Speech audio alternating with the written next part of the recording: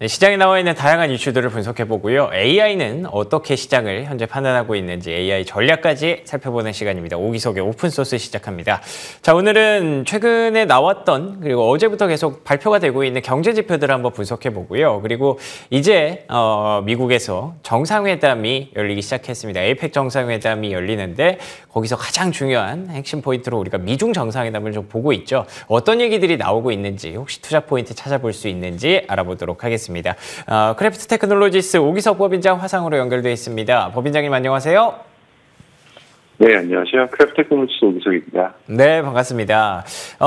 제가 말씀드린 것처럼 경제 지표 얘기를 좀 먼저 해봐야 될 것 같습니다. 소비자 물가도 둔화가 됐고요. 생산자 물가도 원래 상승할 것이라는 전망이 있었는데 0.5%나 하락하면서 이 하락폭이 또 2020년 이후에 최대치라고 하더라고요.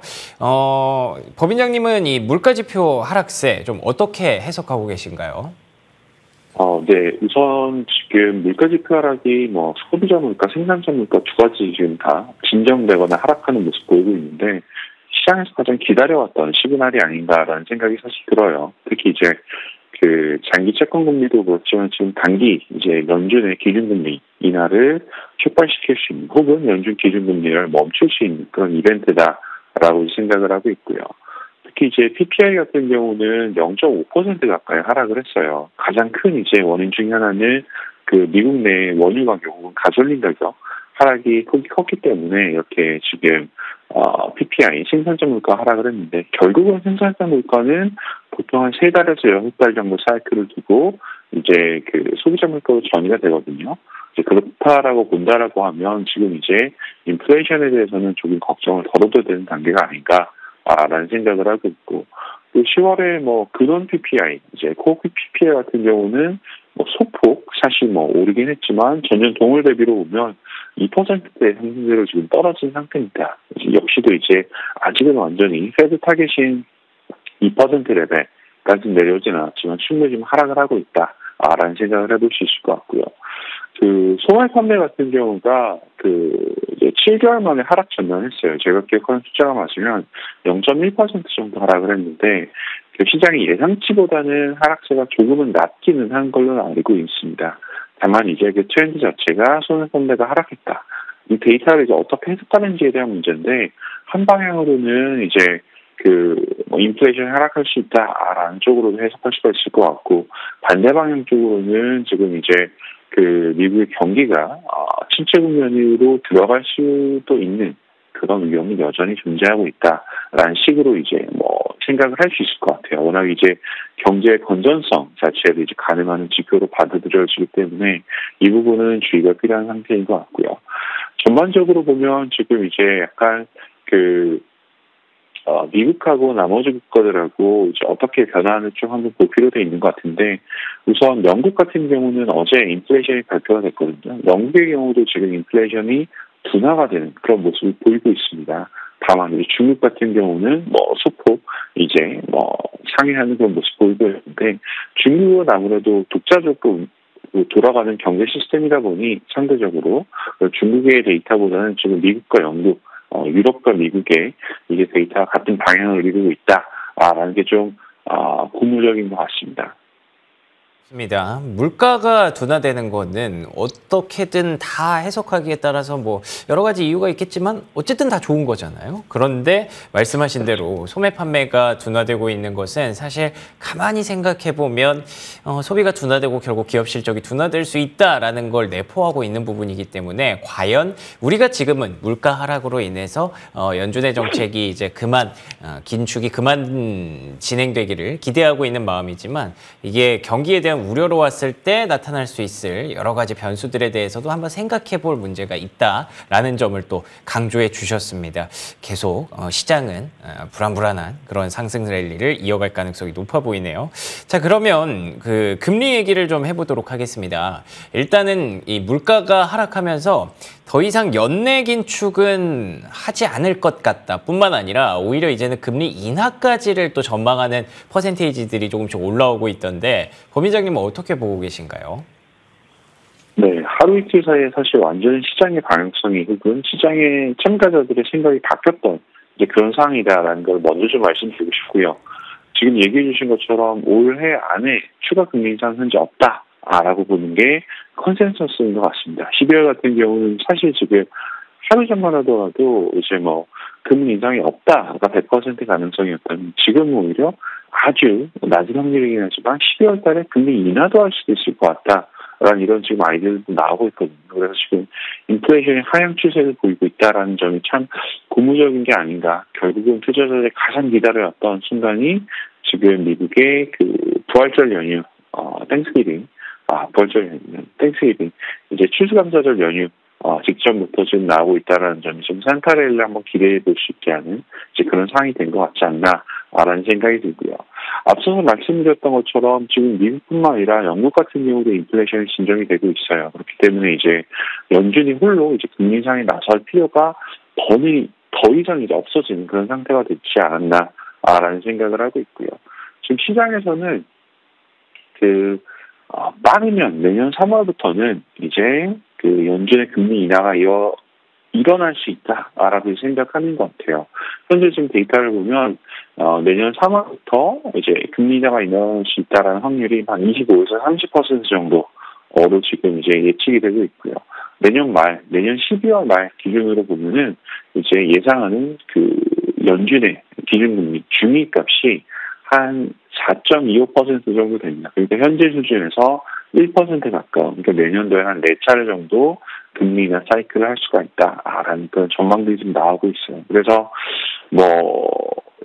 지금 이제 투자자들 같은 경우는 아무래도 이제 채권금리가 그러니까 부채금리가 혹은 기준금리가 미국의 연준의 기준금리가 떨어진다라고 하면 이제는 많이 올라간 채권 금리가 좀 떨어지지 않겠느냐.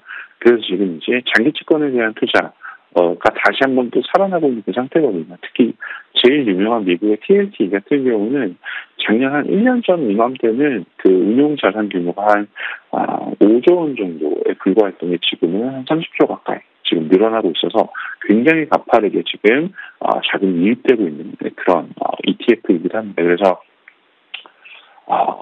정리해보면 이제 물가에 대한 위험은 한번 좀 줄어든 게 아닌가. 그렇기 때문에 아직은 좀 섣부를 수도 있지만 내년 3월에 금리 인하를 한번 기대해보는 것도 나쁘진 않겠다라는 생각이 듭니다. 좋습니다. 뭐 금리 인하 솔직히 아직 3월이라고 하셨지만 뭐 아직도 멀었습니다. 4개월 넘게 남아 있는 그런 구간이기 때문에 뭐 크게 우리가 벌써 금리 인하에 맞춰서 전략을 짤 때는 아니겠지만 어찌 됐든 시장은 더 이상 추가 긴축은 예상하지 않는 것으로 여러분들 보고 계십니다. 자, 그러면 얘기를 좀 돌려서 앞서 제가 언급드린 두 가지 중에 미중 정상회담 이슈를 한번 들어볼게요. 지금 한창 진행이 되고 있을 텐데 계속해서 에이펙 정상회담도 3일 동안 열릴 예정이고요. 뭐 한일 정상회담 열린다는 얘기도 있고요. 여러 가지 이슈들이 좀 쏟아져 나오고 있습니다. 혹시 어떤 얘기들이 좀 오고 가고 있고 우리가 투자 포인트 어디에 맞춰봐야 될지 법인장님의 시선이 궁금합니다. 네, 우선 이제 이번에 시진핑 그 주석과 그리고 바이든 대통령의 만남에서 지금 시장에서 기대하는 여러 가지 지금 논의들이 있는데 가장 큰 거는 펜타닐이 하나가 있을 것 같고 두 번째는 이제 그 중국에 대한 이제 인공지능 관련한 것부터 해서 대중 규제를 어떻게 좀 이제 슬기롭게 헤쳐나갈 것인가 두 가지가 가장 좀 주제인 것 같아요. 지금 시진핑 주석 같은 경우가 이제 6년 만에 방미를 했고 바이든 대통령과는 지금 1년 만에 다시 만난 케이스가 됩니다. 그래서 대중 수출 통제가 올해부터 굉장히 강력하게 들어가고 있어서 이 부분 혹시라도 좀 해소할 수 있을까? 그렇게 된다라고 하면 지금 엔비디아를 비롯한 반도체 주식들에 대해 굉장히 좀 호재가 될 수 있는 상태이고요. 지금 실질적인 진정 기대감도 있고 동시에 또 그렇지 않을 것이다라는 그 전망들도 있는데 우선은 긍정적인 부분부터 얘기를 해보자면 바이든 대통령이 이번 정상회담 전에 관계 개선을 기대한다라는 말을 직접적으로 언급을 했어요. 그래서 이 부분에 대해서 긍정적으로 보시는 분들도 있고 또 서프라이즈가 나올 거다라는 분들도 계시고 다만 이제 사실 지금 5시간 정도로 예상된 미중 정상회담 같은 경우에는 보통 이런 정상회담이 나오기 전에는 그 공동 성명 같은 경우가 보통 사전 의제로 잡히거든요. 그러니까 정치적인 구속력을 가지는 이제 공동 성명이 나오기 마련인데 사실 이번에는 그런 공동 성명 사실도 없습니다. 이제 그렇기 때문에 예정된 공동 성명이 없어요. 서프라이즈로 나올 수는 있겠지만 그래서 이런 부분에서는 길게 논의하겠지만 입장차를 양측의 입장차를 이해하고 좀 조표하는 그 과정 정도가 되지 않을까라는 생각을 하고 있고 특히 지금 펜타닐 같은 경우는 미국의 그 마약으로 워낙 지금 큰 이슈가 되고 있는데 좀 필라델피아도 지금 펜타닐의 그 굉장히 큰 타격을 입고 있는 도시고 샌프란시스코 이번에 에이펙 정상회담이 열리는 샌프란시스코 같은 경우도 마찬가지고요. 그렇기 때문에 이 부분을 좀 어떻게 잘 해결할 수 있을지가 미국 입장으로서 좀 중요한 문제가 될 것 같고 중국 입장으로서는 보면은 중국에서는 수출 통제 부분을 좀 빨리 해결하고 싶다. 그리고 혹은 남중국해라든지 그 대만 관련한 레드라인 쪽으로 또 경고가 나올 것 같고요. 다양한 얘기들이 이제 이어나겠지만 현재 시장에서 기대하는 거는 커다란 진전까지는 어렵지 않을까라는 게 가장 큰 입장인 것 같습니다. 좋습니다. 일단은 미국과 중국이 계속해서 좀 갈등 양상을 이어가다가 어쨌든 정상이 이렇게 오랜만에 만난다는 그 자체만으로 좀 의미를 부여하고는 싶습니다만 말씀해 주신 것처럼 형식적인 공동 성명도 예정이 되어 있지 않기 때문에 큰 기대는 일단 접어두고요. 어쨌든 시장의 분위기만 조금 더 좋게 만들어주는 관점으로 기대를 해보도록 하겠습니다. 자, 그리고 엔비디아 얘기 한번 해보겠습니다. 엔비디아가 간밤에 10거래일 연속 상승 이후에 살짝 좀 꺾이는 모습이 있었는데 물론 11연속 올랐기 때문에 떨어질 수도 있었겠지만 약간 신경 쓰이는 이슈가 있네요. 마이크로소프트에서 자체 개발 AI 칩이 나왔다고 들었어요. 어떻게 보셨어요? 네. 네, 사실 지금 엔비디아의 경쟁력으로 주로 등장하는 게 인텔도 등장하고 있고 AMD도 등장하고 있고 여기 좀 하나 더해서 지금 마이크로소프트도 자체 개발한 칩셋인 마이아라는 칩셋을 가지고 지금 경쟁을 하고 있는 그 상태, 경쟁에 뛰어든 상태다라고 이제 볼 수도 있고 앞서서도 이제 그 위원님이 얘기해 주셨던 것처럼 이제 이렇게 이제 다양한 경쟁 그 기업들이 들어오게 되면 국내 기업에도 투자 기회가 생길 수 있다라는 좋은 말씀 해주셨는데 우선은 미국 안으로만 한정을 해서 보면 그 엔비디아가 최근에 AI 칩인 H200을 공개를 했거든요. 기존 모델 대비 거의 한 2배 가까운 성능이 나오고 있고 그리고 또 메모리 같은 경우도 이제 141GB의 차세대 메모리인 HMD 시리즈 지금 탑재를 하고 있어요. 그래서 내년 2분기 정도 출시될 거다라고 예상을 하고 있는데 엔비디아하고 지금 나머지 업체들 그 인텔, 마이크로소프트 그리고 AMD 이 비교를 해보면 가장 큰 차이 중에 하나가 엔비디아의 경우는 어쨌든 지금 대량 생산이 가능한 상태입니다.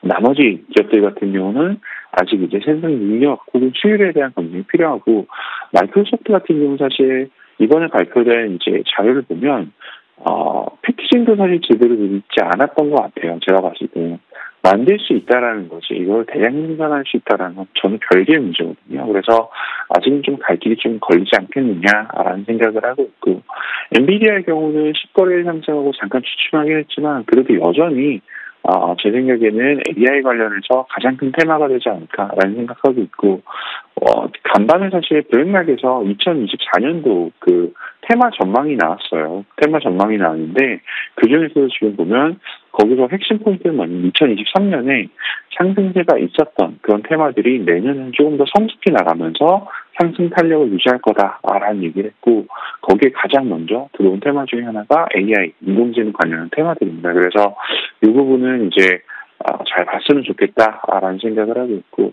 최근에 또 지금 계속 나오는 것 중에 하나가 마이클버리가 계속 나오거든요. 마이클버리가 그 시장에 고평가가 있고 숏포지션 갖고 뭐 이런 것들이 나오고 지금 반도체에도 지금 숏배팅을 하고 있다. 옵션 가지고 지금 숏배팅을 하고 있는데 유명한 분은 맞아요. 2007년에 2008년에 있었던 이제 글로벌 금융위기를 예측했던 분은 맞는데 다만 지난 3년 정도 이분의 이제 그 배팅과 실적을 보면 사실 맞췄던 적이 거의 없지 않나라는 생각이 좀 들어서 그 뉴스 정도로만 생각해 주시면 되지 않을까라는 생각이 좀 듭니다. 좋습니다. 뭐 성능에서도 좀 차이가 있겠지만 일단 가장 엔비디아에게 차별화되는 부분은 생산 캐파군요. 이걸 아무나 이렇게 대량 생산할 수는 네. 없다는 거. 예, 이 부분을 지적해 주시면서 엔비디아의 강점을 또 언급해 주셨고요. 어쨌든 이렇게 많은 기업들이 AI 칩을 만들고 있다는 것만으로도 지금 현재 AI가 얼마나 산업에 있어서 주목받는 산업인지, 반도체는 또 얼마나 필수적인 산업인지를 다시 한번 알 수 있게 됐습니다. 마이클 버리는 요즘 많이 틀리는 것 같으니까 그냥 넘어가는 걸로 하죠. 자, 그러면 마지막으로 AI 전략 궁금합니다. 혹시 산타랠리 좀 기대해봐도 될까요? 저희 모델이 지금 한 달짜리 모델이 있고 일주일짜리 모델이 있어요. 그래서 지금 크리스마스까지 연말까지 한 달 반 정도가 남았는데 거기까지는 저희가 예측이 안 되고 그 전까지는 예측하고 있는데 데이터를 보면 저희 모델이 뭐 다양하게 있지만 그 공통적으로 나오는 게 현재 시장에서는 시장의 하락 위험은 크지 않다. 시장이 막 급락할 그런 위험은 크지 않아서 이제 상승 가능성을 굉장히 높게 보고 있고요. 저희가 그 AI 시장 위험 예측 지표, 저희 내부적으로는 AI 리스크 인디케이터라고 부르는 게 있는데 이 모델 같은 경우도 지금 숫자가 0으로 나와요. 0으로 나오는 게 뭐냐면 지금 시장에서 현금을 가져갈 필요가 없다라는 얘기거든요. 높아지면 높아질수록 현금으로 도망가야 되는데 그게 아니라 지금 시장의 100% 참여해도 괜찮다는 시그널이 지금 나오고 있습니다. 그래서 뭐 이런 부분들을 보면은 이제 그 AI 모델 같은 경우는 현재 시장에 나타난 데이터를 봤을 때는 상당히 긍정적으로 보고 있지 않은가라는 생각을 하고 있고 어젯밤에도 사실 또 시장이 오르면서 나스닥의 지금 상승이 굉장히 지금 장기적으로 이어지고 있는데 이 부분 같은 경우도 한번 고무적으로 해석해 볼 수 있을 것 같고요.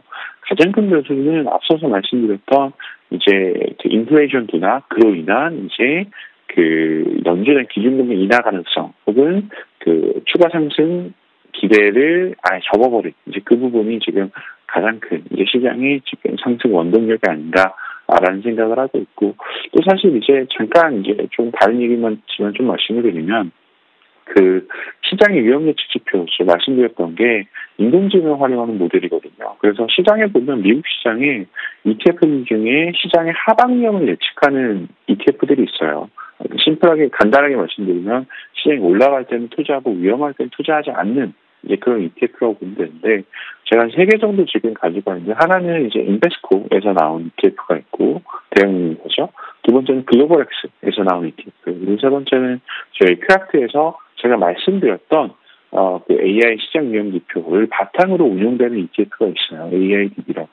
그 세 가지를 한 6개월 정도 보면 지금 뭐 인베스코 같은 경우는 불필요한 이제 시장 위험 해칭을 많이 하면서 사실 올해 수익률이 굉장히 좋지 않았고요. 그 글로벌엑스에서 나온 거는 그 인공지능을 쓰는 건 아니고 기술적 지표만 사용을 해요. 그래서 기술적 지표만 사용하는데 최근에 한 2, 3주 정도 시간을 보면은 최근에 급등장을 완전히 놓쳐버린 그런 케이스가 있고 반면에 저희 이제 AI 시장 위험 예측 지표를 활용한 그런 ETF는 성과가 사실 상대적으로 지금 가장 좋게 나오고 있거든요. 그래서 이런 것들도 한번 참고해 보시면서 인공지능이 가지고 있는 시장 예측력이 있다라고 한번 생각해 봐 주셔도 좋을 것 같습니다. 알겠습니다. 현재 AI는 주식의 메리트를 조금 더 가져가고 있는 것으로 확인이 되고 있네요. 자, 지금까지 크래프트 테크놀로지스 오기석 법인장과 얘기 나눠봤습니다. 오늘도 좋은 말씀 고맙습니다. 네, 감사합니다.